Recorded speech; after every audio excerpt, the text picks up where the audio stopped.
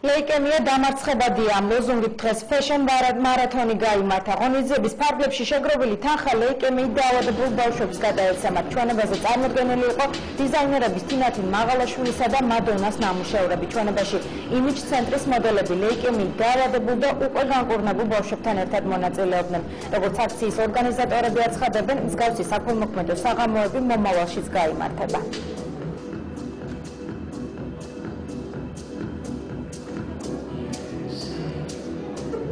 დღეს 22 ნოემბერს სტარდება ფეშენ მარათონი.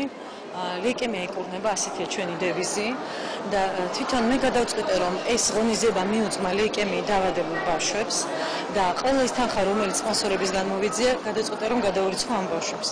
ჩაპირებდით მე და თინათინ მაღალაშვილი კოლექციის გაკეთებას, მაგრამ რაღაცა თემატიკას ვერ ვოლოდი და მე გადავწყვიტეთ, რომ გავეკეთებინა ესეთი საქველმოქმედო აქცია. პრინციპში ორგანიზატორი თინათინია. გამყენებულია ჩემი ფეხსაცმელი და მე ვფიქრობ, ასეთი აქციები ძალიან კარგია, რომ და მისაბაძი უნდა იყოს სხვა დიზაინერებისთვის ფეშენ მარათონი.